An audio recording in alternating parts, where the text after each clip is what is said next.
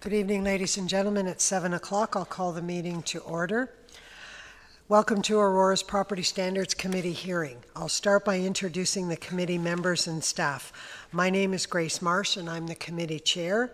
The other committee members here with me tonight are the vice chair, Tom Plamondon, David Mango, and Roy Harrington. Also in attendance tonight is legal counsel to the committee secretaries, who will prepare a record of the hearing. Please note that the role of legal counsel is solely to assist and support the committee in conducting the appeal hearing. For each appeal that will be considered tonight, the following process will occur. I'll start by calling out the municipal address of the property for which the appeal is being heard, and the appellant will then take a seat at the unoccupied side of the table facing the committee, and you're already there, so we're good to go there. The town's case presenter will provide a brief overview of the contents of the order to comply that is being appealed. The appellant will then be given an opportunity to briefly outline the nature of their appeal and the relief that's being sought from the committee. The town's case presenter will then present evidence, including witnesses to support the order to comply. The appellant will then have an opportunity to cross-examine any witnesses called by the case presenter. Following any cross-examination, the case presenter will have the right to re-examine the witnesses on any points raised in the cross-examination. Following the presentation of the case presenter, then the appellant will have an opportunity to present any evidence and call witnesses. The case presenter will have the right to cross-examine any witnesses, and the appellant would then have the right to re-examine their witnesses on any points raised in the cross-examination. If there are any materials, such as documents or photographs, that the case presenter or the appellant wishes to use during the hearing, we will mark those items as exhibits, and the committee will decide, based on the submissions from the parties, if those materials may be used as evidence and introduced as exhibits to be used during the hearing. Once all of the evidence has been presented, the case presenter and the appellant will then have the right to make a closing submission. First the case presenter, then the appellant. The final submission should include a statement of what each party is requesting from this committee in respect to the order. Following the closing submissions, the committee will then adjourn and deliberate the matter in private.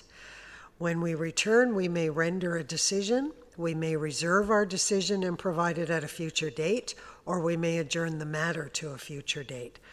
The decision of the committee shall be final and binding and will be sent to the appellant in writing. So tonight's hearing is now in session. I'll ask the committee first if there are any declarations of pecuniary interest. None from me. None. Thank you. Seeing none, we will move to our only application tonight, appeal for consideration, 16003 Yonge Street, Aurora, order to comply CE 201-70264. So I'll ask the town's case presenter for an opening statement, please.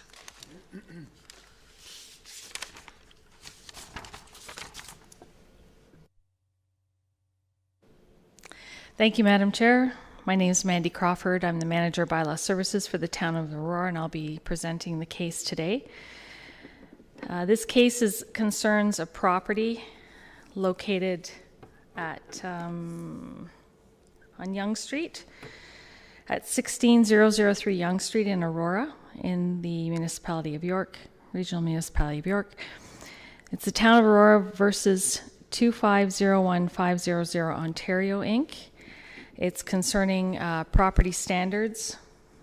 There was a complaint that came in. We had an officer attend who was able to determine that there were several issues on the property, including waste and debris, overgrown vegetation, peeling paint, and other items in disrepair.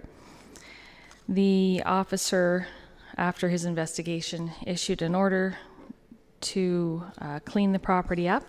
I might add that the property is designated as a heritage property.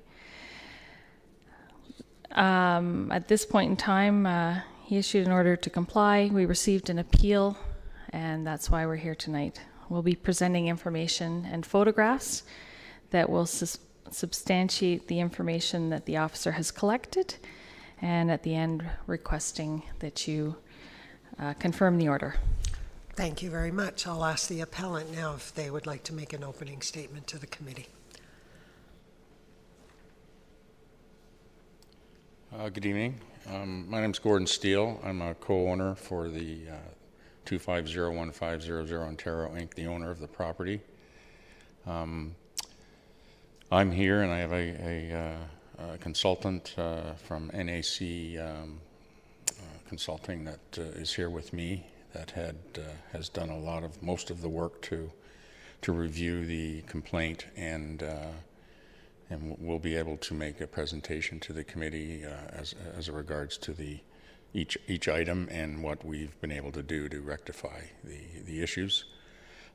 This is a property that's in transition. We're very close to making application for a rezoning and official plan amendment, and we've been working with the people with the town to reach that application. So we're here to let you know we're wanting to be good citizens and keep the property in good repair. There is a heritage. There is the red house that is a heritage home, and we certainly have plans for it. So it's our intent to keep it in the best condition in order that we can integrate it into our development. So I think that's it for now. Excellent. Thank you very much. So next we will have the town's case presenter come forward with evidence for the committee.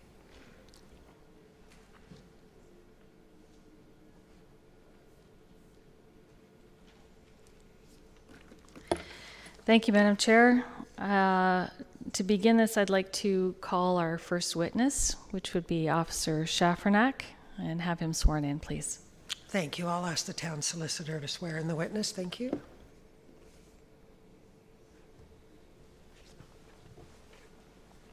Do you want to swear, affirm? I can swear. Okay. Do you swear that you will tell the truth, the whole truth, and nothing but the truth? I do. Thank you. Actually, you probably can go right from over there. So to begin, I'd like to confirm some information with the officer. Officer Shafranak, could you stand and introduce yourself, please, to the committee? My name is Eric Shafranak, a bylaw enforcement officer with the town of Aurora, also property standards officer too.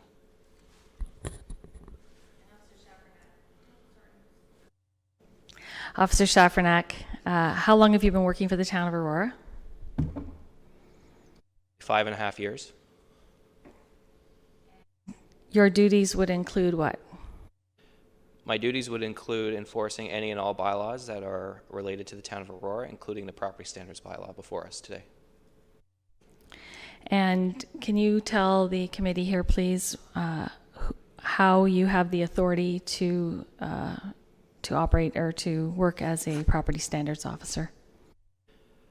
When I first started with the town of Aurora, a bylaw was created that created my powers to enforce and inspect any and all properties within the geographical boundaries of Aurora, Ontario. Thank you. And what qualifications do you have that you can let the committee know about? I'm a certified property standards officer and a certified municipal law enforcement officer. So, Officer Shafranak, what I'm going to ask you to do is, first of all, give us some information, but I'd like to ask you, when you began your investigation, did you collect any evidence and notes? I did. Do you require those notes today to assist you in giving your evidence? As a refresher, yes. Were those notes made in your own handwriting, and have there been any additions or deletions? They are in my own handwriting, and if there was a deletion, it was with a single strikeout with my initials for spelling errors. But since that time, have you altered those notes in any way? Okay, thank you. Officer Shafranak, I believe that you began your investigation on February 22nd. Can you give us some information and let us know how this occurred and what your actions were? Just to confirm, may I use my notes? Ask the committee chair, will you allow the officer to use his notes? Yes, that will be fine. Thank you.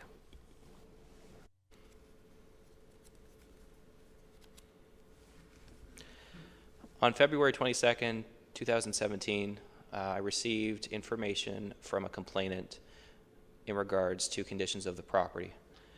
On February 23rd, 2017, at approximately 11:04 a.m., I attended the property known as 16003 Yonge Street in the town of Aurora, region of York, Ontario. The reason for my visit was a property standards complaint.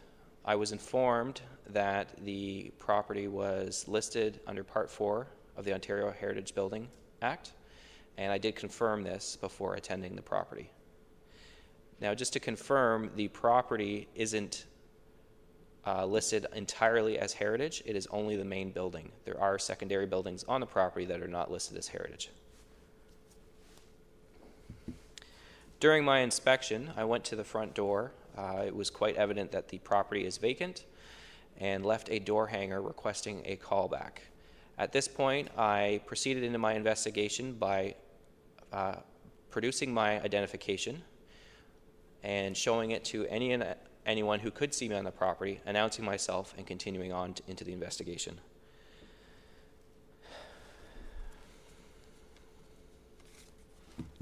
During my investigation, I did observe numerous concerns with the Property Standards Bylaw and the Heritage Property Standards Bylaw.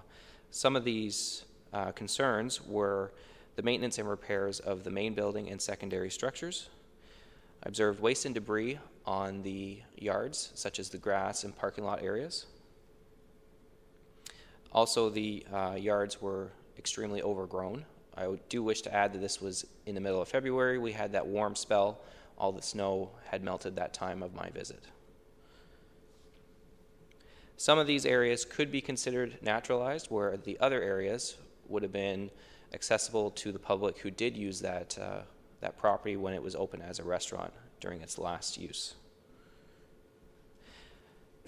I did also observe on the parking lot that there was mounds of exfill, such as topsoil, clay, and possibly gravel, that were dug out for some reason to install blue posts into areas of the parking lot.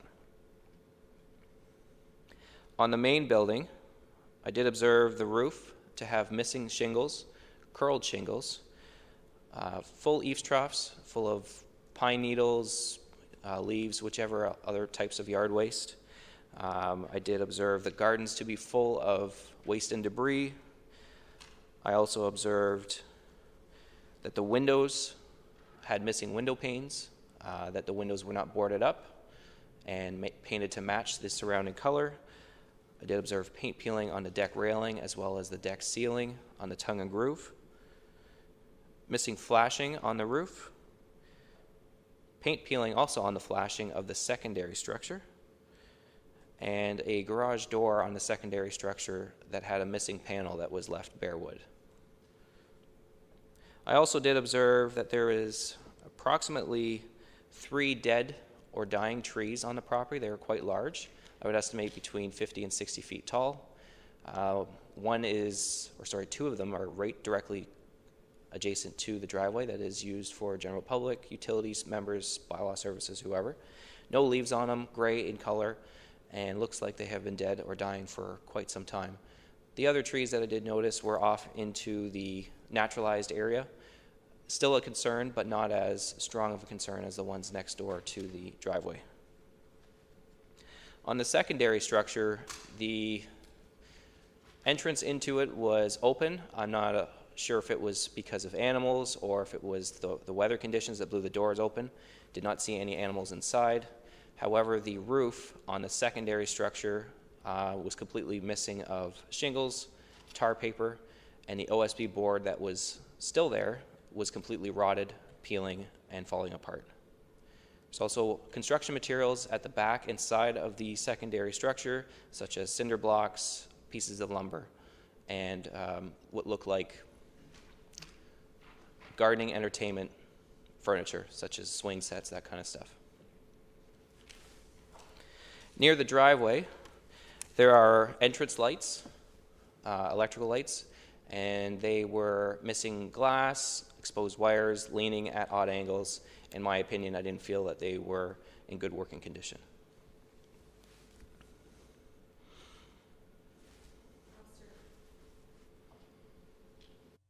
And officer, when you attended this location, you observed this.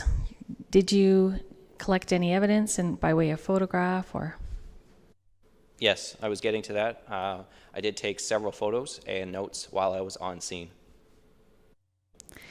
Would the committee like us to present those photographs while he's giving the rest of his descriptions, just to make it easier for you to see, Madam Chair? Yes, please, if they're signed in and marked as exhibits. Do you have any objection to those photographs as evidence? I'll ask the appellant. Thank you. Then please proceed. So, officer, I have approximately 49 photographs here. Did you take those photographs? Yes, I took all. Have you confirmed and documented each photograph as taken by yourself? I have on the back of each photo, I've signed them individually. And Madam Chair, I'll just use each one, I'll just number each exhibit as they go up. Actually, I might ask the clerk if she would do that. So I'll put up pictures, officer, and if you can just describe what you're seeing briefly.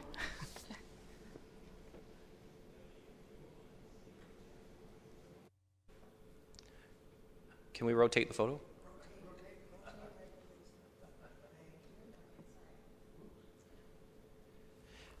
This is a picture of the northeast corner of the parking lot. Beside the parking lot, you can see a dead or decaying tree, and the property is covered in yard waste, I'm assuming from the previous fall.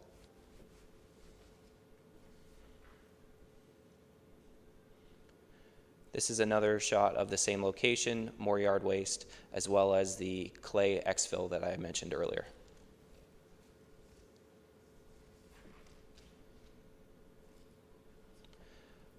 Same area, waste and debris and yard waste.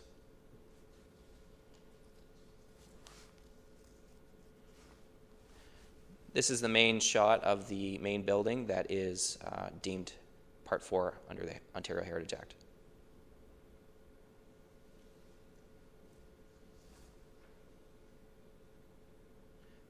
This is the secondary building that I mentioned that I believe is used more like a storage garage.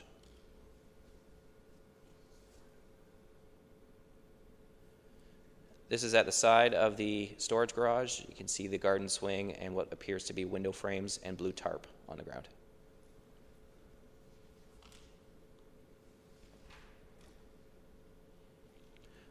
At the storage shed again, once overgrown weeds and paint peeling on the building as well as the window frames.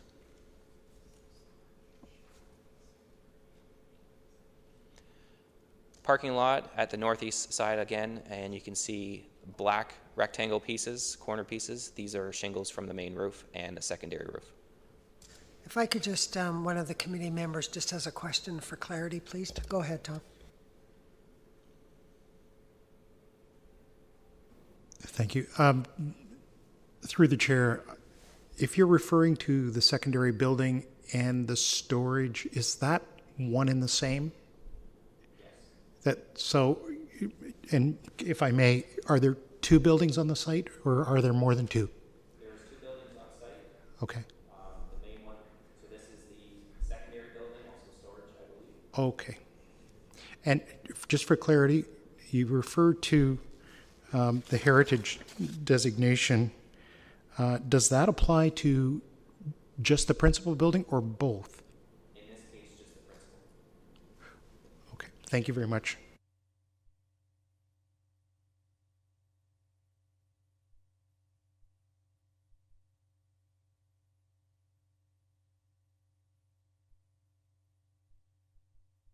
Building, you can see that the shingles are curled and peeling.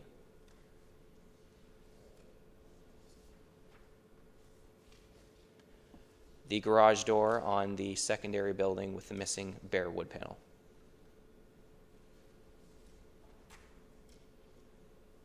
More shingles on the ground by the secondary building.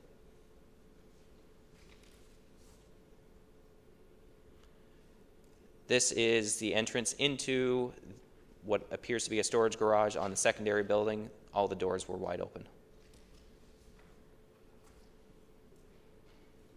Construction material such as concrete cinder blocks at the west side of the secondary building. More of the same materials in the same location. Once again, this time covered with roofed tar paper and shingles. Tarp that they had at the north side of the secondary building is also torn by wind or whichever other forces. Secondary building roof, hardly any shingles left, and the OSB board is gray, peeling, and rotted. Same location, different view. This is the yard area that is viewable from the parking lot, overgrown with weeds, grass, whichever. These are the blue posts I was speaking of. These ones are near the parking lot, and you can see the exfil mound of gravel, clay, and topsoil. West side facing, this side faces Yonge Street of the main building. This building, for clarity, is the one that is deemed heritage.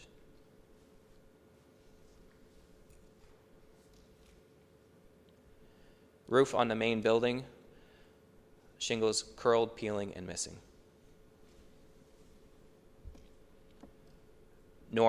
South east side of the west side facing, and this is the same roof that is curled, peeling, and missing shingles.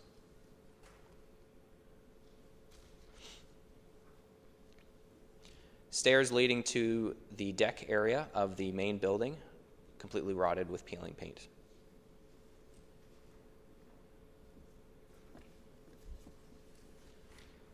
Doors in the deck area of the main building with missing window panes.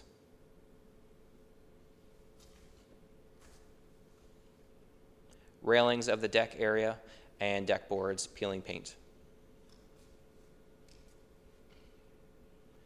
Ceiling, tongue and groove of the deck area peeling paint.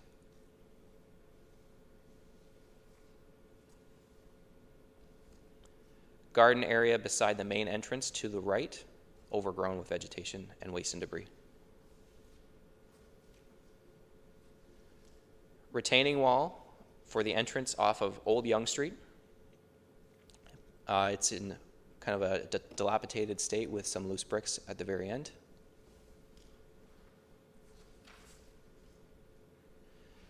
Further down the street, on Old Yonge Street, the other side of the retaining wall.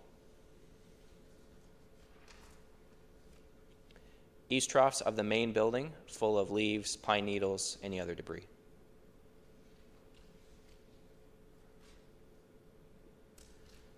We're back onto the secondary building. The flashing and the shingles are in a deteriorated state and missing.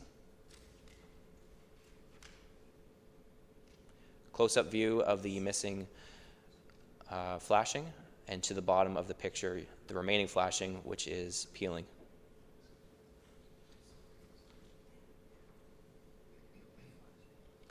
Back to the main building.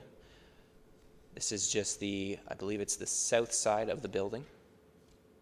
And if you look in the top right corner, top left corner and top right by the roof line, the roof is starting to lift, and on the right side, the flashing is missing with bare wood exposed.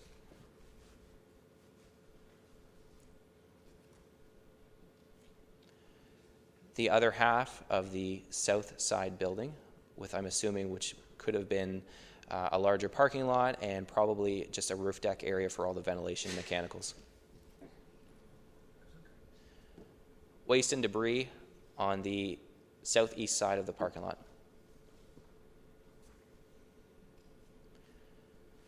East facing roof, deteriorated, curled, missing shingles.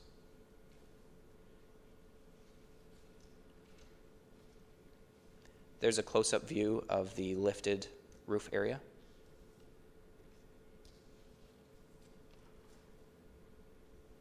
another close-up view of lifted and exposed bare wood on the roof area. This is a picture of one of the dead or dying trees located right on the driveway entrance off of Yonge Street. Close-up view of the same tree, show limbs missing, bark has removed itself, and the color of the wood is now gray. Another tree located at this same entrance, dead or dying. And debris all around where the dead trees are. This is right adjacent to the parking lot. This is part of yard waste that was not cleaned up. Entrance of the driveway off of Yonge Street.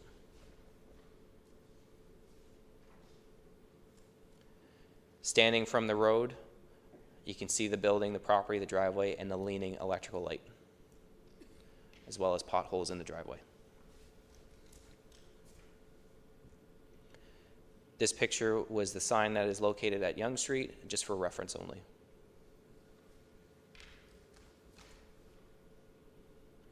This is a close-up view of the electrical light with broken and missing glass panes.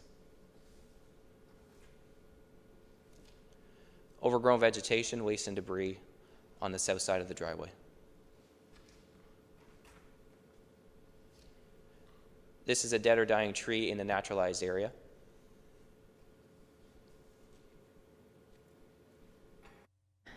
Officer, I see that the other trees that are deciduous in the area didn't have leaves on them as well. How did you determine that the trees that you were concerned about were actually dead or dying? In my opinion, at the time of my inspection, how they looked to what I felt was alive trees based on the color of the exposed wood, the amount of bark still on the trees, and the amount of branches in and around the base of the dead trees that I determined. And are those all the photos that you took at this point in time? They are. Officer, how did you confirm that this was a heritage property? You said, how did you confirm that? I checked on our enforcement program known as CityView. It does list it as Part 4 under the Ontario Heritage Building, and there was a bylaw that was passed to deem this property heritage. And officer, was that bylaw to amend the property standards bylaw 4044-99P? Was the bylaw you're speaking of an amendment to add a heritage piece into the property standards bylaw? No, I believe the one you're thinking of is the property standards for heritage buildings. There is another bylaw contained in the package that lists this property as deemed heritage. I guess what I'm asking you is the violations that we saw both on the heritage building and the building that isn't deemed as a heritage building, are the deficiencies in those properties all found under the property standards bylaw 4044-99P? They are. Thank you.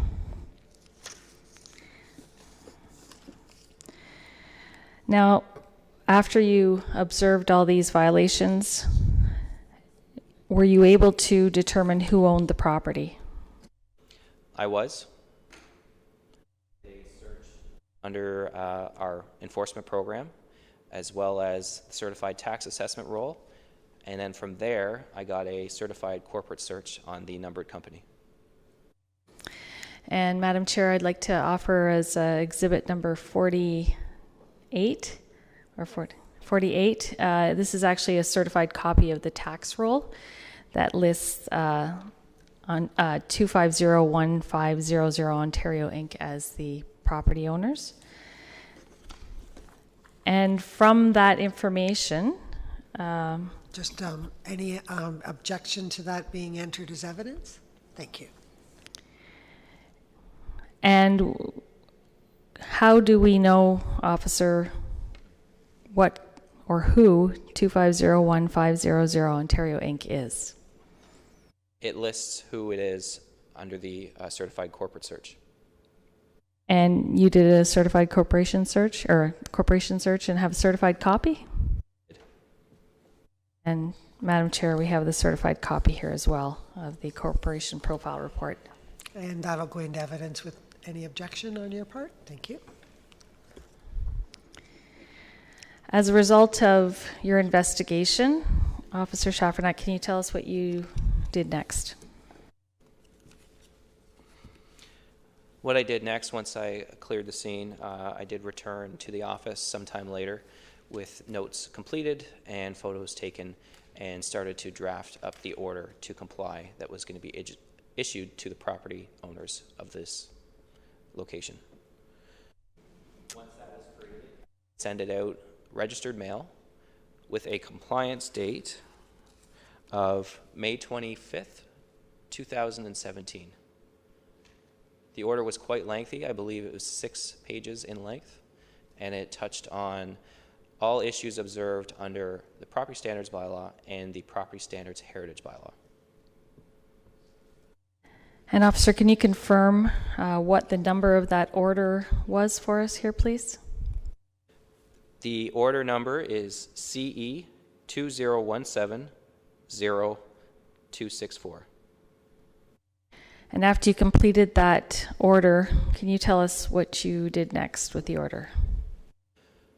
I placed it in an envelope and sent it registered mail to the property owners.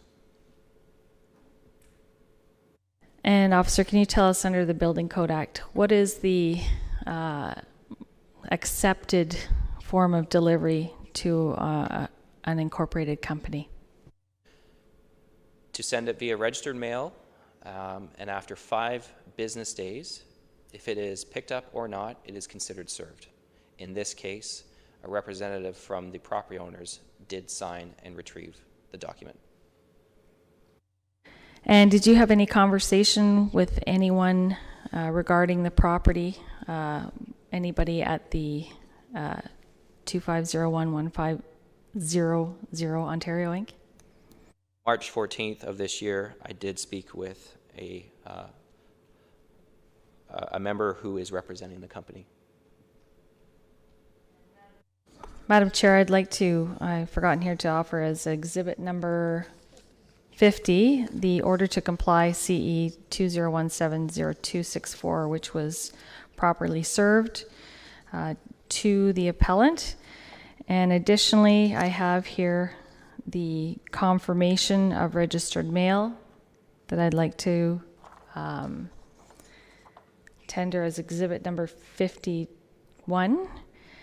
And as exhibit number 52, just the documentation that the order was signed for and picked up.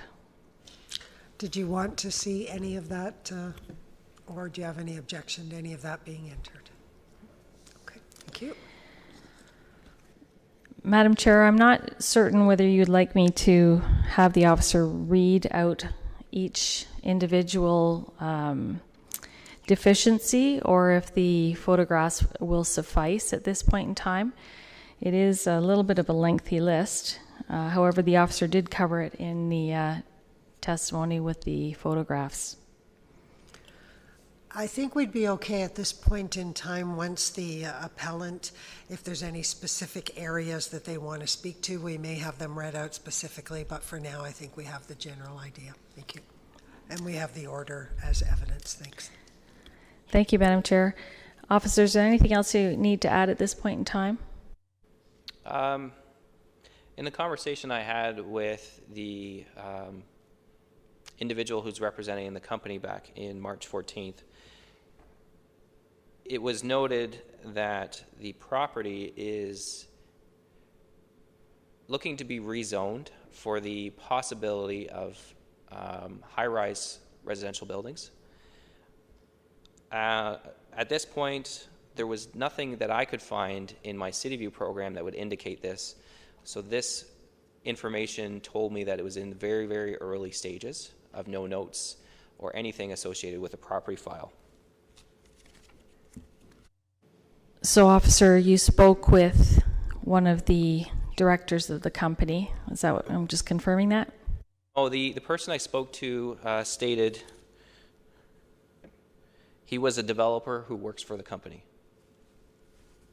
And other than checking your City View notes, did you do any other investigation to see if there was any outstanding applications in the building or planning department? On May 2nd of this year, I did speak to a colleague of mine, Jeff Healy, who is a planner at the town of Aurora. I spoke to Jeff about the condition of the property and the outstanding order and the upcoming appeal. He informed me that there has not been any formal meeting or requests to alter the buildings or property since June or July of last year. Just for clarity, that's 2016. And to this date, there has not been any applications filed for the change to the property or buildings. And officer, have you attended that property since that time? And if you have, could you give us the date and time that you visited the property? Yes, my last visit was May 18th, today, at 12:59 p.m. I did a quick inspection to see if anything has been done or changed, and what I can say is that the waste and debris has been cleaned up and removed, but that was the extent of what I saw. I did note that the grass has now been allowed to grow to an approximate height of 14 inches in areas that I would consider not naturalized and would need attention.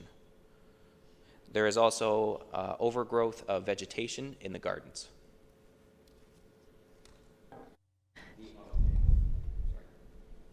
The dead trees are still not taken care of. Officer, can you just confirm what the date is for compliance on the order? I believe it's to be May 25th, 2017. So, Madam Chair, I just want to confirm that that is in the future. It's not yet in the past. So the appellant still has time, property owners still have time to comply with the order. And that's all the information evidence that the town has to offer to this committee. Thank you very much. Thank you very much. I'd like to offer the appellant now the opportunity to cross-examine the officer on any of the points that he's raised.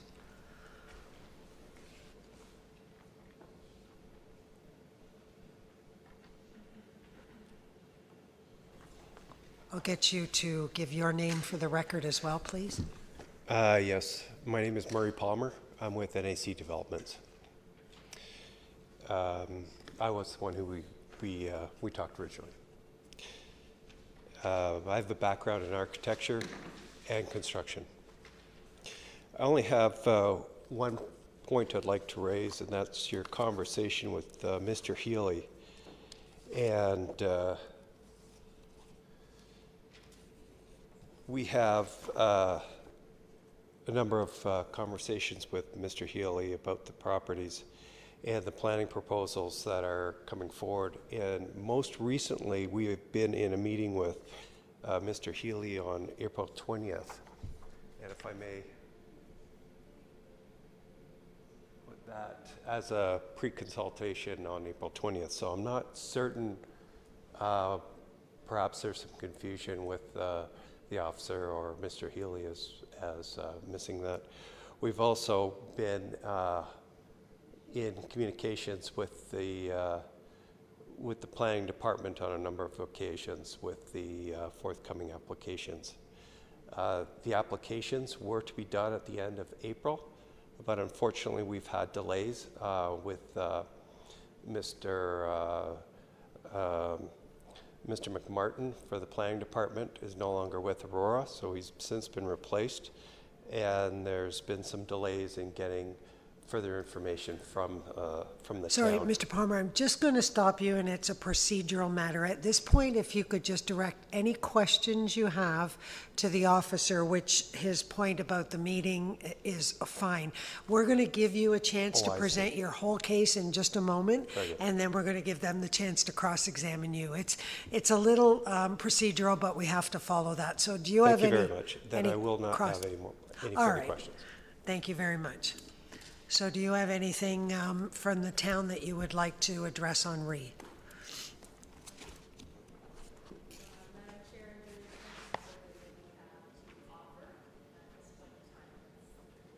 All the information from the town. Excellent. Thank you very much. Sorry, and just as you went to sit down, now it's your turn. So now it is your turn to present your case to us, please. This thing on, or? No, push the button and wait for green. There you got it. Okay, I could ask questions as Mandy did, but it would be, Mr. Palmer has a thorough report, line by line, from the complaint, or the order to comply. And I think it'd be more efficient if he stood up and talked through his report, if that's fine with the committee. Okay, I think that's fine, and I think we should have him sworn in then, as he'll be giving the evidence directly. Thank you. Thank you.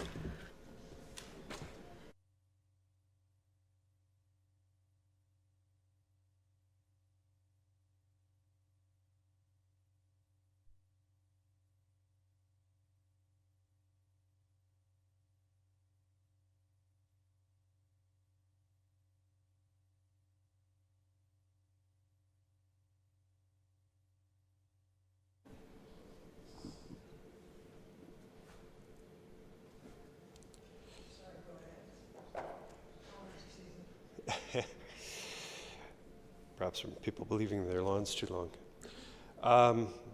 So, you know, I haven't been through this kind of procedure before. Mostly I'm in the construction industry, as I mentioned. But what I've done here is I've broken down each of the 49 pictures, and I have a description. And some of those pictures I've since taken pictures of, for example, of the yard waste and so on being missing. And so I would like to refer back to the photographs, and in some cases it may be easier to follow along with, I can add my pictures, or we can use the pictures that were previously presented, or we can just assume that we understand what we're talking about, which is, I think, the best thing going forward.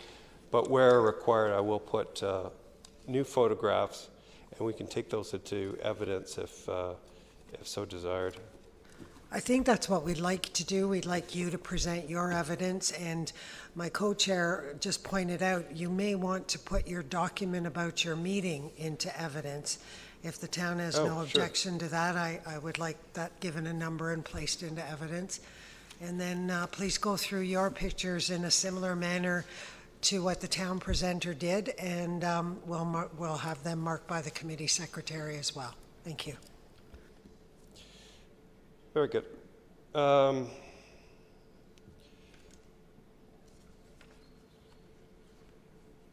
So as your officer has pointed out, we have cleaned up most of the yard waste. The original photographs were taken in February, and typically we don't maintain other than, so we'll maintain buildings and so on behalf of the clients or whatever during the colder weather.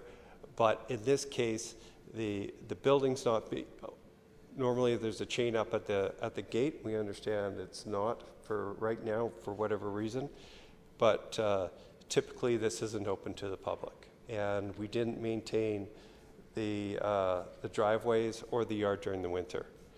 So we have since hired, well, we had him last year. We hired a groundskeeper who's coming into, and I'll show you our photograph in response to item 1, showing a portion of the parking structure that was previously overgrown and had the winter leaves and debris on it, perhaps.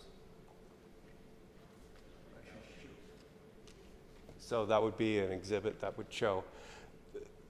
Secondly, we have, do you want to add that to the exhibit?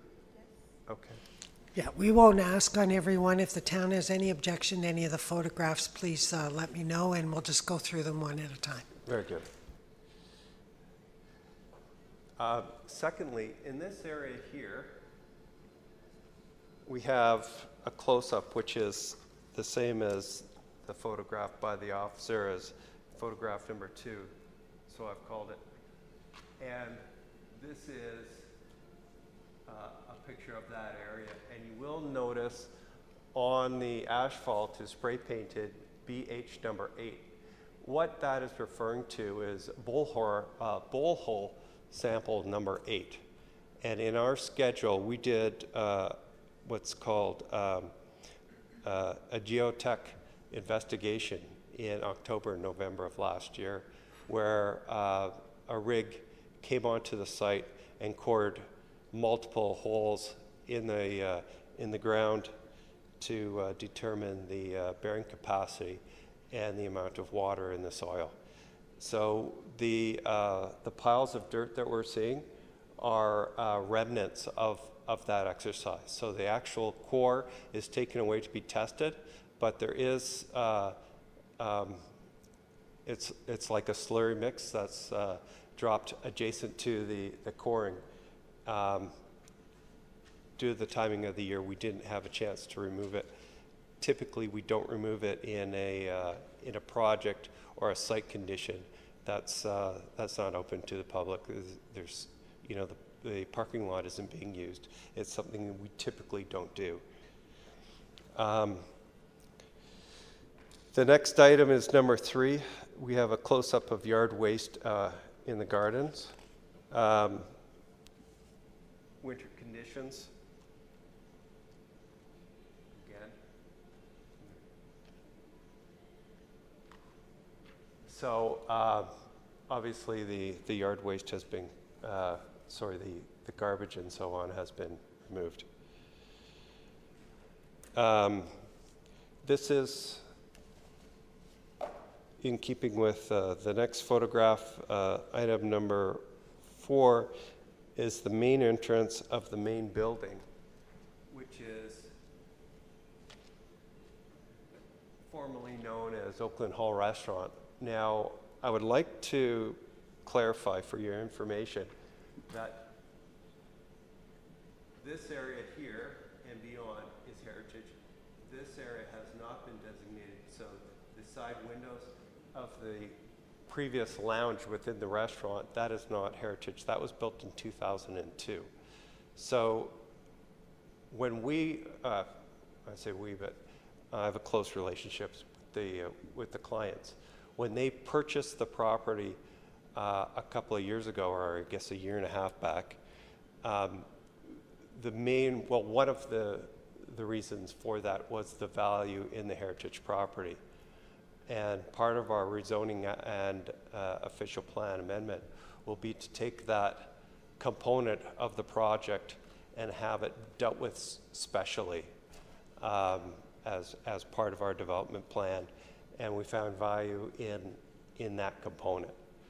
The remainder of that building will be demolished. The ancillary building, which is for the most part a 2-car garage with the side shed, will also be demolished, and it's part of the program. Yes. Just to make it a little bit quicker for everybody here, our officer did visit the property, and we could acknowledge that any ground debris and any gardening and things like that, we can agree that has been addressed and taken care of. So that might help out a little bit here because we already agreed to that. Okay. Thank you. All right, so if you want to maybe move on to your photographs that are addressing other parts of the order, then that would be fine. We'll note that the garbage and debris has been removed. Very good. I'm sorry? Absolutely. Okay.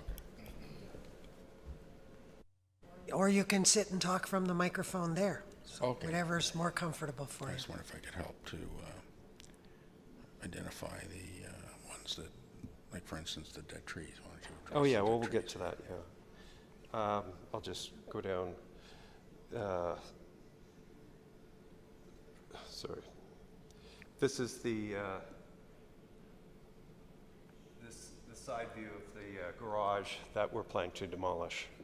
And I guess there's no point in, I'll go quickly through these pictures to reiterate the fact that we've cleaned it up. They're the same pictures as we've provided, they are the same angles as was provided by the officer. Could you, would you mind telling us the date approximately when these photographs were taken as well? 2 days ago, Thank you. Thank you. so it would have been the 15th. The condition of the property is pretty much today as it was when the clients purchased the property. And an example of that is the shed, the latching system for the shed next to the garage, which will be demolished as well. It doesn't have a latching system, so the latching system has broken, and that's why it was open at the time of the inspection.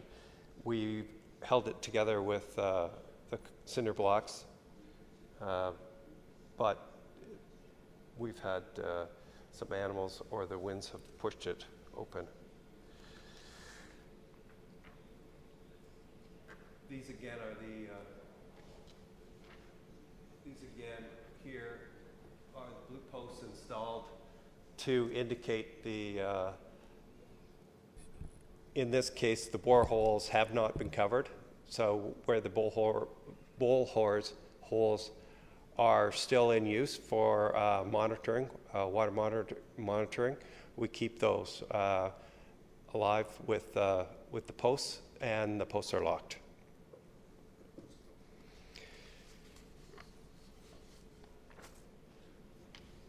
As we did last year, we're trimming the grass within 5-6 feet of the curb area. So the yard is extensive and most of it's naturalized.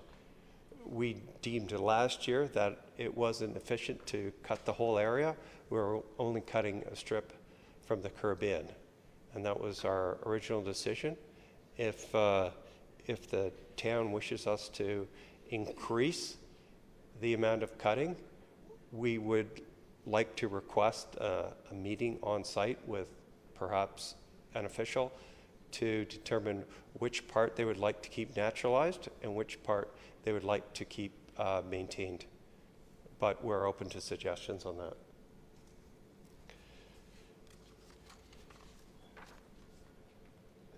The significance of this photo, it shows the heritage component.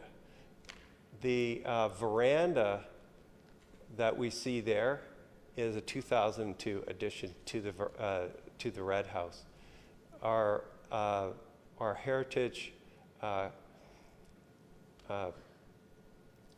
consultant would have, well, during their presentation to the town last summer, they determined that it was built, there was something similar to it in some places, but this is not a heritage component. So it'll be demolished. Whether or not it's rebuilt on the new development, exactly how it's shown there, we've yet to determine, and that would be a consideration that we'll get specifically from the consultant. Again, just another picture to show similarities. The overgrown section that was shown is a bush that appears to have gotten out of hand. We will be doing landscaping and so on as part of the demolition.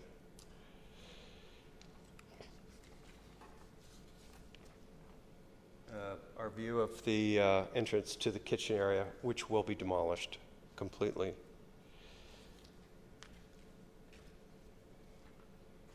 The garbage in this area here has been removed, obviously.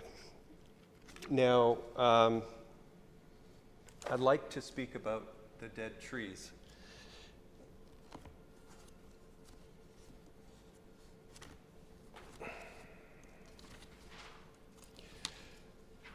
This document can also be added to to your evidence. And it's an arborist report from MHBC, our landscape architects for the project. It's a several-page document. Included with this document is a tree study, and this tree study lists all the trees, all the primary trees, some of the smaller trees it won't list, but all the larger trees, including the species, and whether or not it is in our interest to keep them as part of the development. It lists their condition for each tree below in the notes, and also in the arborist report, it will say whether or not it's to our advantage to keep them or not. We agree with the officer that it would be beneficial to remove those trees. Unfortunately, we can't remove them right now until this report is approved. So for us to go in and cut down a couple of trees or whatever, we could probably get a short term for the two that were mentioned. We could probably get those removed, but we're hesitant to remove others without the town commenting on our arborist report, which is part of the applications that we're putting to the planning department imminently. Okay, so I'll just ask the town if they have any objection to this arborist report being put in as evidence. Okay, thank you.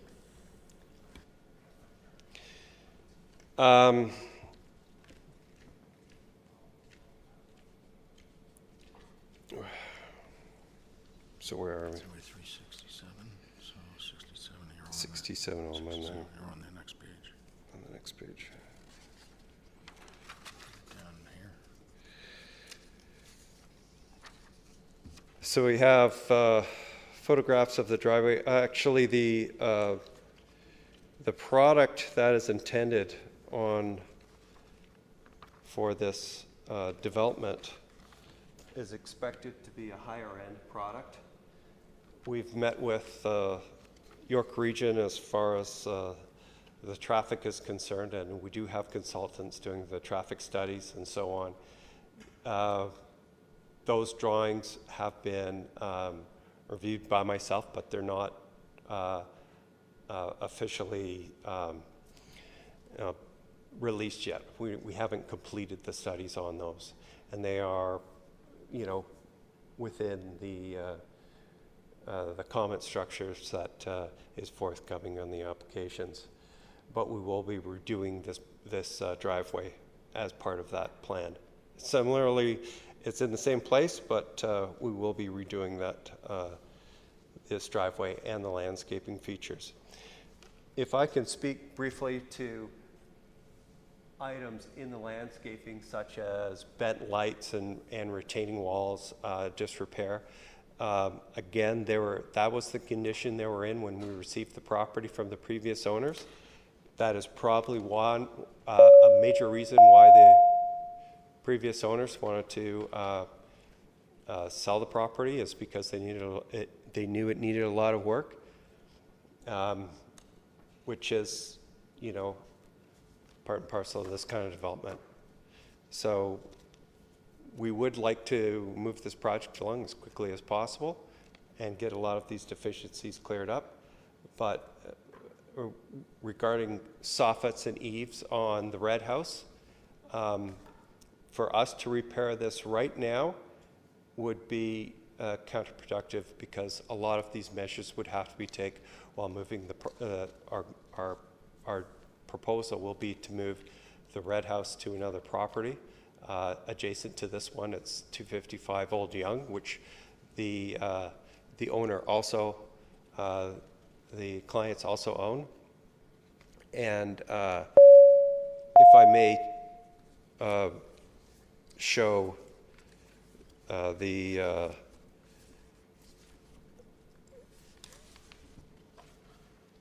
plan for that.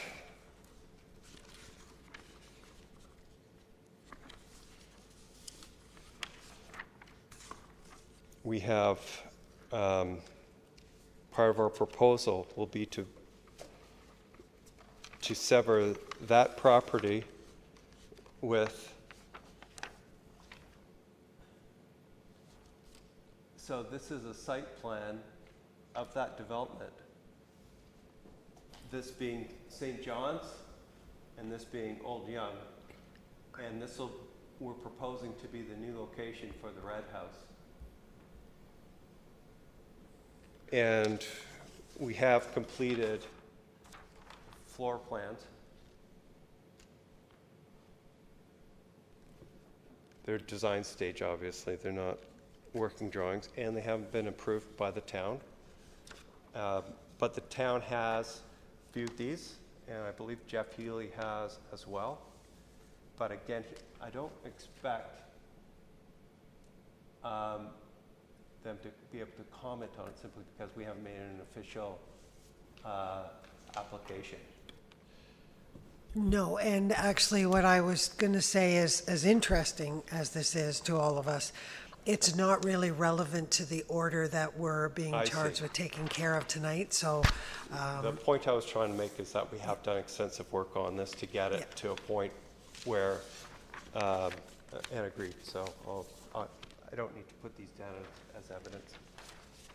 The one point I'd like to make as far as the roof goes on the Heritage building. Oh, right. While it doesn't, there's certainly, we acknowledge there's some shingles curling and whatnot. There is no leaks from the roof. We check that ongoing, and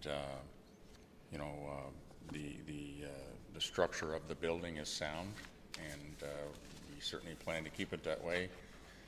Because as Murray was pointing out, it's an integral part of the planned development. Right. Well, we've had 2 structural engineers view the premise. We have done some looking at the existing trusses of the roof. We've made a hole in the drywall for the ceiling on the 2nd floor, and a structural engineer has inspected those trusses as recently as last summer. The trusses are in great shape. We're confident that the building's in great shape. But there'll certainly be a new roof put on it. It has to, yeah. Once It'll it's take going to new- be occupied. Yeah, I think that goes without saying. yeah. So at this point, if you're done with your evidence, then I'd like to give the town presenter an opportunity just to cross-examine you on any of that evidence. Yes, of course. Thank you. You can sit, I think, if you wish. You've both got Very good. microphones there, so just push your button and wait for the little green light on the pad, and then you know you're live. Mr. Palmer, I did have a couple of questions. The first one being, and you mentioned applications, have you actually made any applications whatsoever to the town for either rezoning or any kind of application for demolition of the buildings that you are going to demolish? No, we can't apply for demolition permits until we have an indication that the town will support our applications. And so have you made any applications for rezoning? Because you've indicated there has to be a rezoning, or has to be a change in the zoning in order for you to proceed. Is that correct? Yes, that is correct. We have to make, we have 2 applications to make with that property at 16003 Yonge Street. We also have to make, in conjunction with those 2 applications at 250 Old Yonge Street, 255 Old Yonge Street, which will be another 2 applications. So these applications have to be in conjunction, and they'll have to look at it with the heritage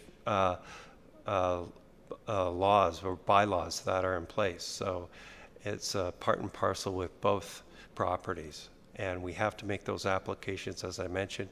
Our original goal was to make them at the end of April.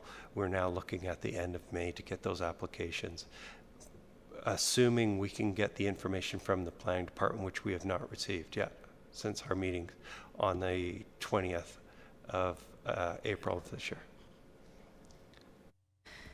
And I know the wheels of progress turn very slowly.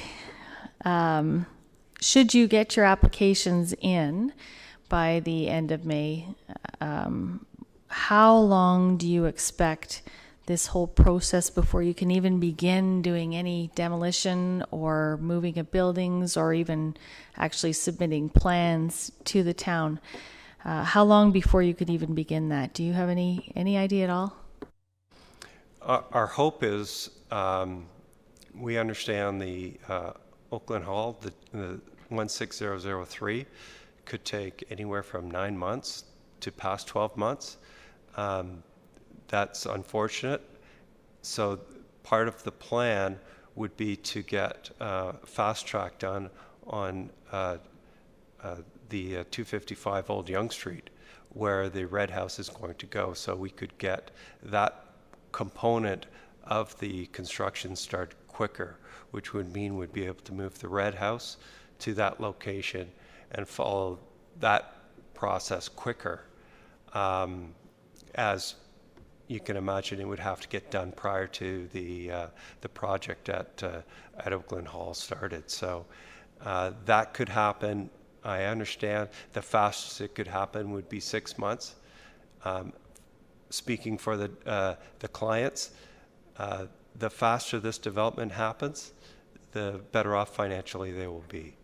So it's a responsibility for us to get it done as quickly as possible for them. Okay, I just have one final question, and that concerns the security of the buildings. I know there's 2 buildings there, and the non-heritage building, I think, is pretty clear that it is insecure. Can it be secured, number 1? And number 2, is the heritage building fully secured? No way animals or any people can get in? The garage component is secured. We have, I think, a broken or cracked window at the side, but there is wood behind it. We have tried to secure the shed off to the on the west side. We can obviously secure it. It's currently secured with as you saw in the photographs, a cinder block. The Red House and the restaurant are secured. We saw a pane of glass missing from the French door at on the west facade. There is another door behind that. So that door, or those doors that you see from the street, are cosmetic, and the inside there is a set of doors that are locked with thumb bolts top and bottom. So they are secure. The building is secure. Thank you. Through you, Madam Chair. That's all the questions I have right now. Great, thank you very much. Then what I'm going to do is I'm going to ask for a closing statement, first from the town presenter and then from yourself. And as per the rules, I'd remind you to tell us exactly what you would like from us and then we will go into the back room to deliberate following those closing statements. So, thank you.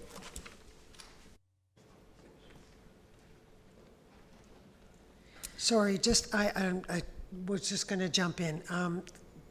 Would this be the right time for the committee to ask any clarity questions? Okay, so just before your closing statements then, yes, I'll give the committee questions of clarity only on the evidence that's been presented to us. David, you have some questions? Yes, okay. I have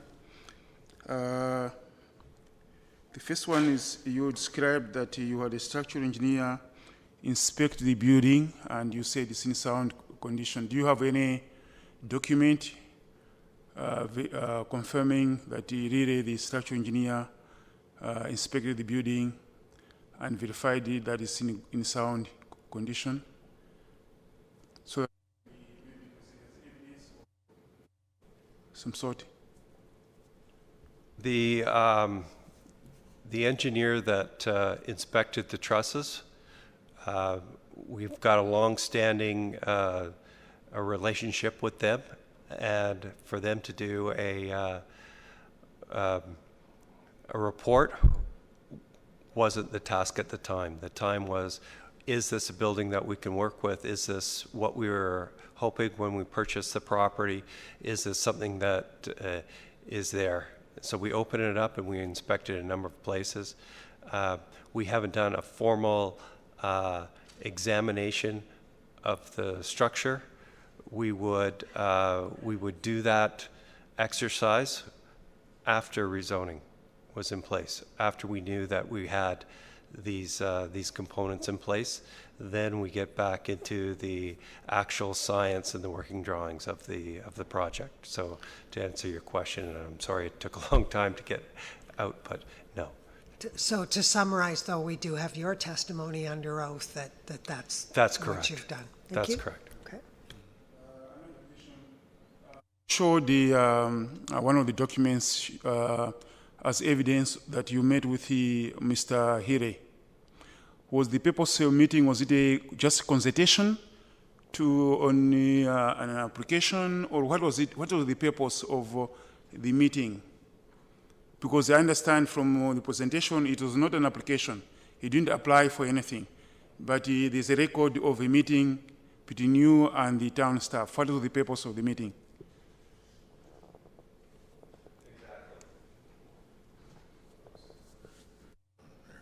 Yes. So part of the process that we go through with the planning department, we will meet with a number of town planners. Jeff Healy was part of that. We also met with, there was Caitlin Graub, Glenn Letman. Those three individuals are with the town. The other gentlemen there listed are with our planners from the Marshall and Macklin, sorry, they're called MMM Group now.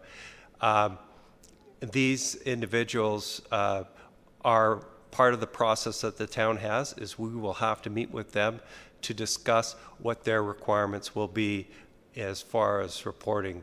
I should mention that 2501500 Ontario has spent, or as I've spent of their money, $250,000 in reporting alone for this project, and another $60,000 for the project at Old Yonge Street.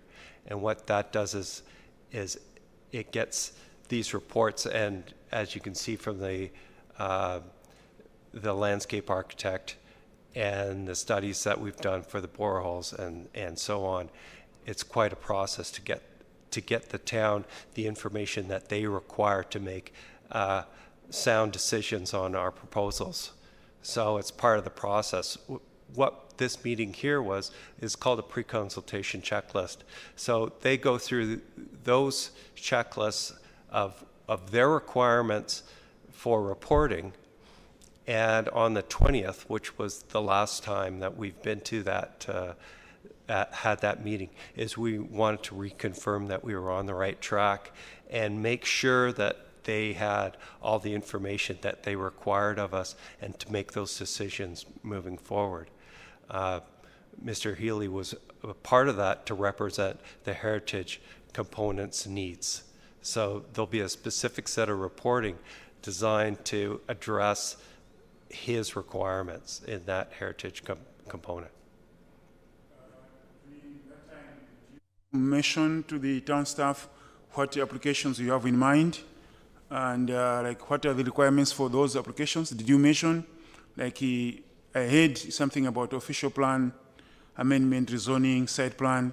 Did you mention those to the town staff that that's what you are planning to do, and you want the submission requirements, like you've mentioned about reports? Is that? Yes.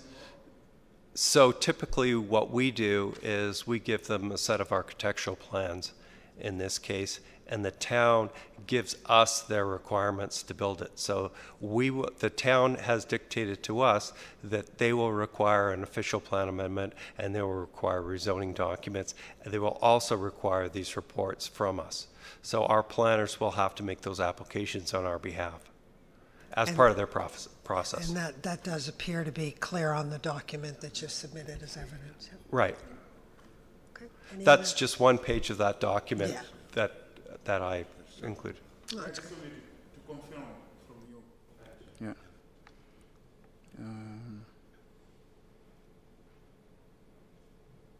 Yeah. Again, another question about the arborist report.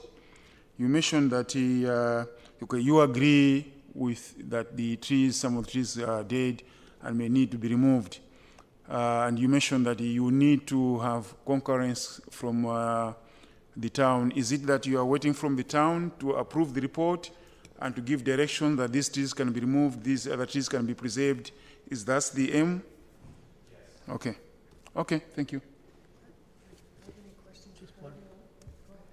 One quick question. Go? Yep. Is there not an existing dwelling at 255 Old Young? There's a building there.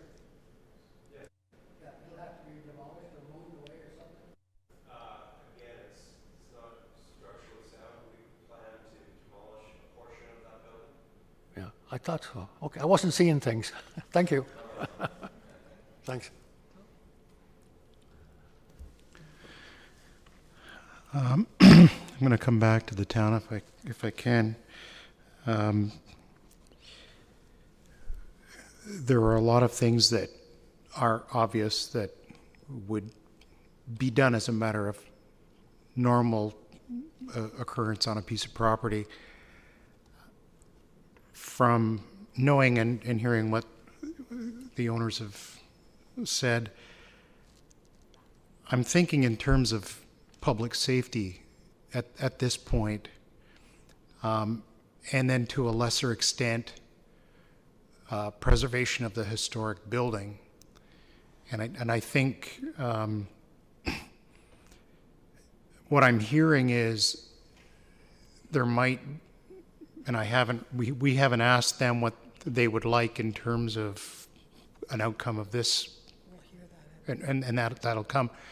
But from a public safety, can you give me an idea what the town's public safety concerns are that should be addressed regardless of what the town decides in terms of applications that may or may not come forward? I was actually, through you, Madam Chair, I was going to cover that in the summary. So there's a number of concerns that we have, and we'll cover those off in the summary. Excellent, thank you very much. Okay. Any other questions for clarity of the evidence we've seen? Oh, sorry, carry on, Tom. No, I just a couple of minor things. How long has the property been then vacated? How long has it been empty? Since a year ago, January, the end of January 2015. So the restaurant was closed after the Christmas. Well, during that month, we closed on the property at the end of January 2015, and my understanding is the restaurant was operating till like a week before that, so in and around there. Two minor additional questions, if you don't mind. You mentioned that you had a caretaker or someone visiting the site on a regular basis. Is that ongoing now? Yeah, okay. And I would assume that the property, and certainly the heritage property, is being heated, so that means there's electricity there. The outside lighting, some of those light standards, is the power to them live in the condition that they're in at the moment, or is the power off on those? The power's on. Those lights are working. There's no indication that they're dysfunctional or there's no exposed wires. They're crooked, but They've been crooked for quite some time. My preference is actually to keep those lights on. We've got them on a solar cell, so they turn on at night, and it's to provide some security to the site. But obviously, if the town wants us to remove them, we will. But our preference is to keep them going. Okay. And I think, and I'm assuming that may come back in terms of what the town is going to come forward with in its closing remarks. Being a little bit familiar with pre-consultation hearings, I would expect that the pre-consultation hearing that you had on April 20th, which outlines what you need to provide the town for applications, typically that document is signed. Is the document that you provided to us here, is that a signed document that acknowledges and you have accepted what the town has requested for those applications? I only provided the copy of the first page. That document is several pages long, and the signatures would be on the last page of that document. I do have an earlier package, complete package. If the town would, if you would like me to put that in, it would be the.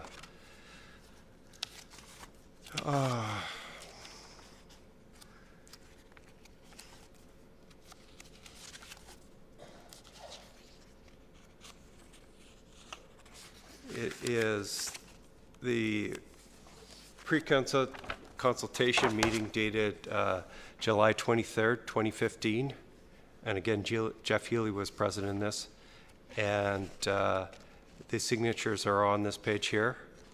And with it is the all pages for this document, which I believe is 8 pages. So I can hand this into... yeah. So if you would like, this was the previous owner was also in this meeting because at the time he owned this property. Yes, I just wanted to clarify the date. Can you push the button? Oh, I just wanted to clarify the date. I said 15 mistakenly. It was a year ago, January, so it was the end of January 2016. Just so.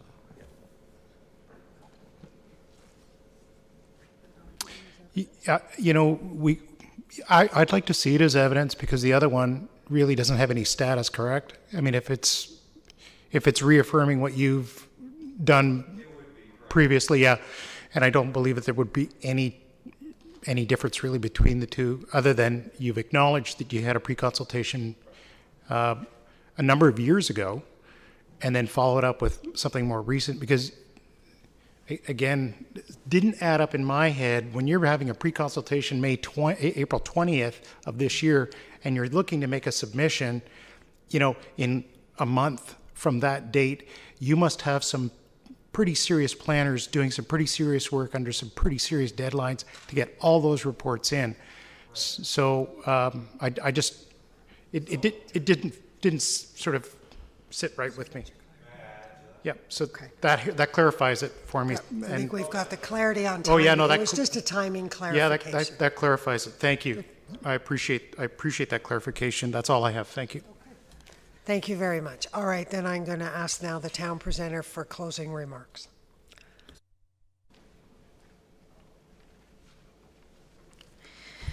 Thank you, Madam Chair. The information, there's a lot of information we both presented tonight, and I expect that the committee is going to need to review all of it quite thoroughly. As I mentioned before, the date of compliance is actually the 25th of May, so they have not yet defaulted on the order. There are some concerns the town does have at this point in time.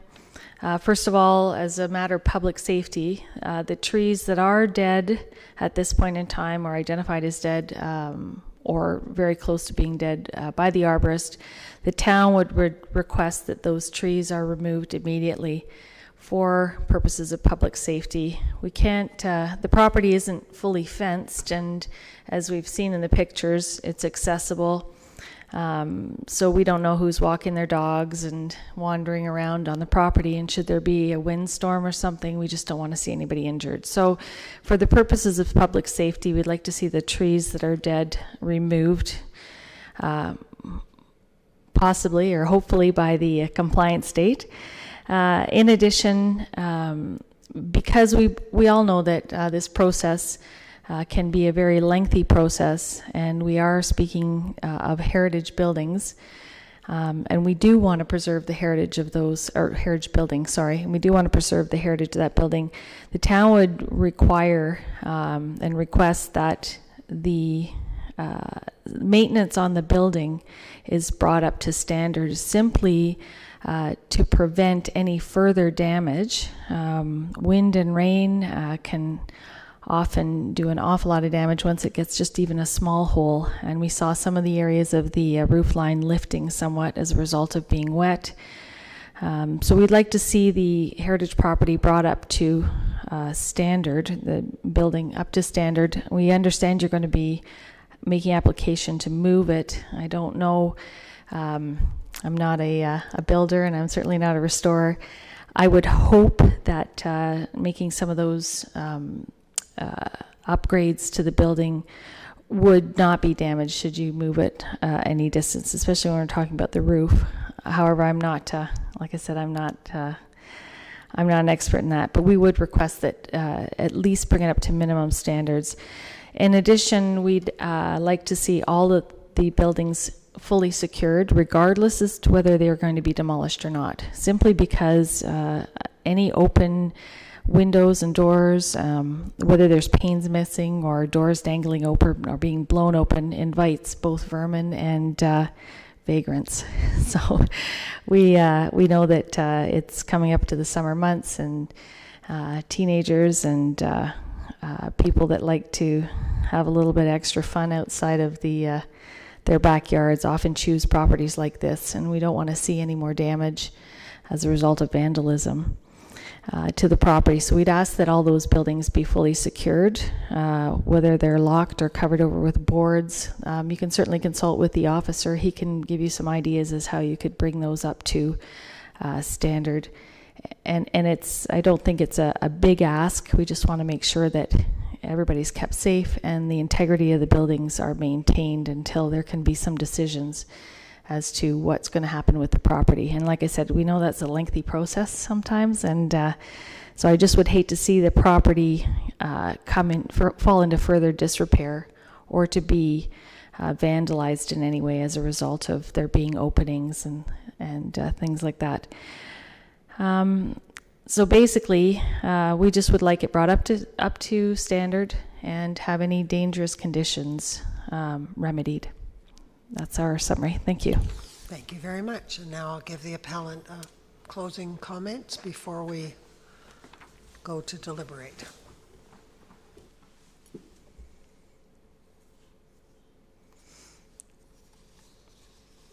Please.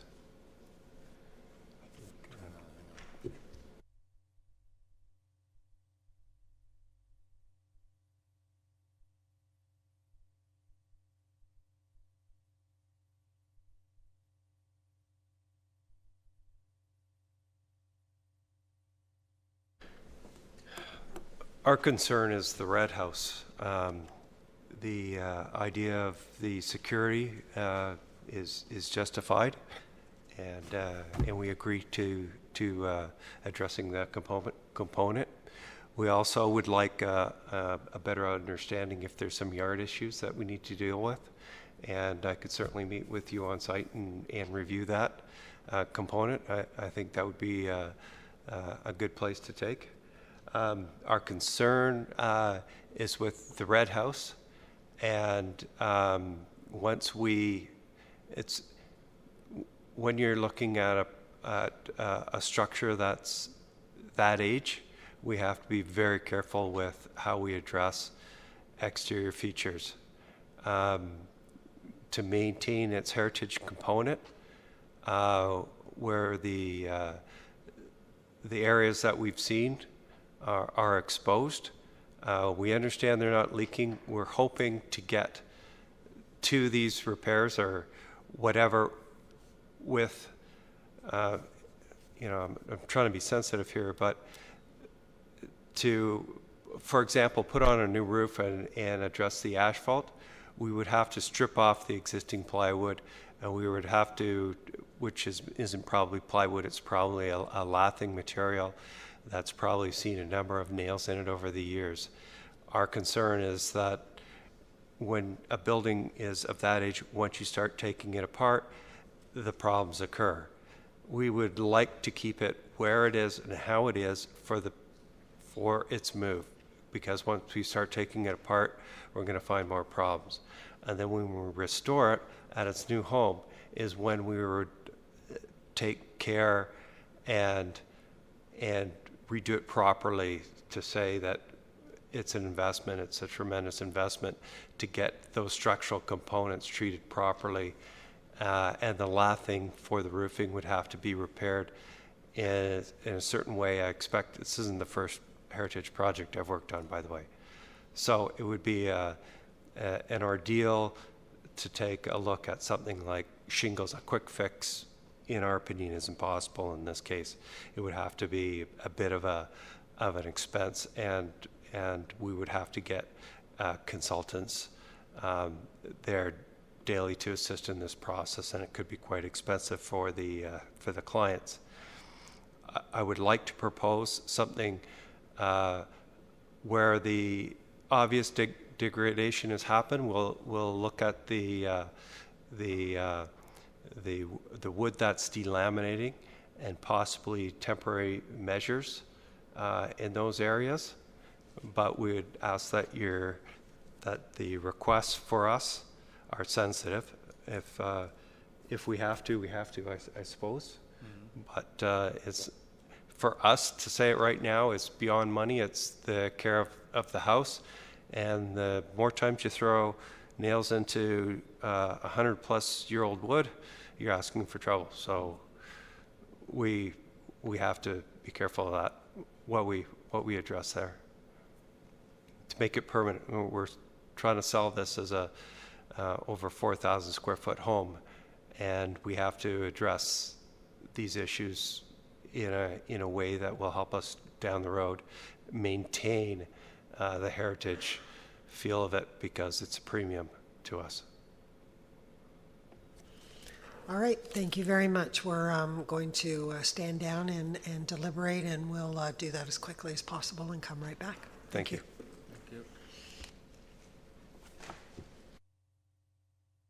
I'd like to ask the town solicitor and the secretary to join us, please.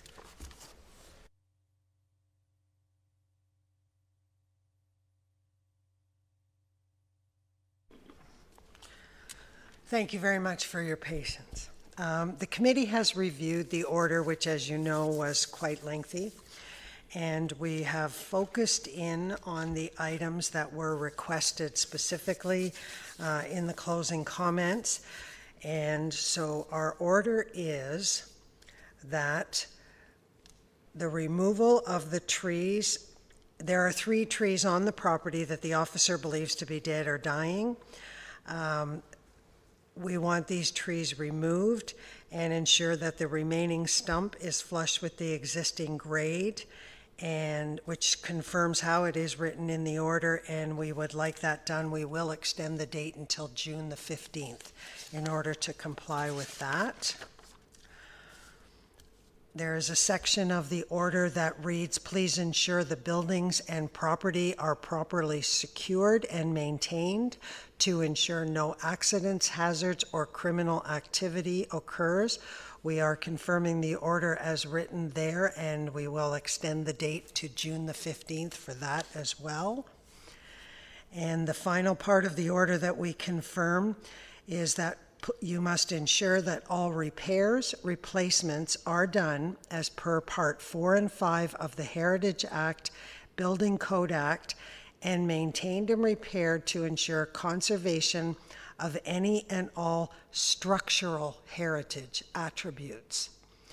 So we've specifically limited that to a requirement in terms of the structural integrity of the building, and we do ask that that be confirmed to the town by way of a report of a structural engineer, and again, June the 15th.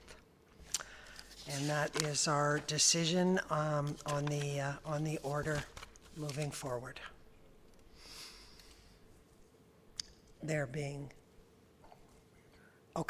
no further business, I will look for a motion to adjourn. I will make a motion that we adjourn. Second? Yes, again. All in favor? We are adjourned. Thank you.